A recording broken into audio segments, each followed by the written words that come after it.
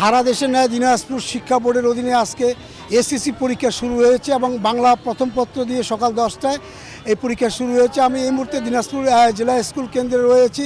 এখানকার বোর্ড যে controller professor miss Sajjad Ali যেটা জানিয়েছেন যে দিনাজপুর এসএসসি পরীক্ষা নেওয়ার জন্য যে প্রস্তুতি গ্রহণ করা হয়েছে সেটা তিনি বলেছেন যে ভিজিলেন্স টিম থেকে শুরু করে অনেক ধরনের আপনার প্রস্তুতি গ্রহণ করা হয়েছে এবং নিরাপত্তার মধ্য দিয়ে পরীক্ষা অনুষ্ঠিত হচ্ছে। আমরা দেখছি যে সকাল 9:30টার মধ্যে পরীক্ষার্থীরা আপনার তাদের পরীক্ষা কেন্দ্রে ঢুকেছেন। এবার দিনাজপুর শিক্ষা বোর্ডের 8টি জেলা থেকে মোট 1,81,308 জন পরীক্ষার্থী অংশগ্রহণ করছেন, কিন্তু গতবারের চেয়ে এবার কিন্তু 1,102 জন শিক্ষার্থী বেড়েছে বলে তারা কর্তৃপক্ষ জানিয়েছেন। ইতিমধ্যে আমরা দেখছি যে বোর্ডের যিনি চেয়ারম্যান প্রফেসর তহিদুল ইসলাম তিনিও বিভিন্ন কেন্দ্র পরিদর্শন করছেন এবং জেলা প্রশাসক রফিকুল ইসলামও আপনার বিভিন্ন কেন্দ্র পরিদর্শন করছেন।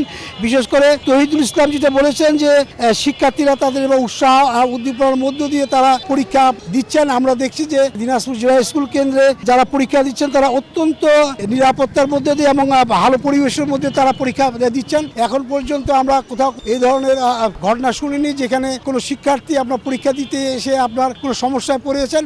তবে এই যে 8টা জেলায় আপনার দিনাজপুর শিক্ষা বোর্ডের পরীক্ষা অনুষ্ঠিত হচ্ছে, এখানে আরেকটি গণবিজ্ঞপ্তি জারি করা হয়েছে যে পরীক্ষা চলাকালীন সময় 10 থেকে আপনার 13 মে পর্যন্ত কোনো ফটোকপিয়ার মেশিন এবং কোচিং সেন্টার বন্ধ রাখার জন্য জেলা প্রশাসক গণবিজ্ঞপ্তি জারি করেছেন।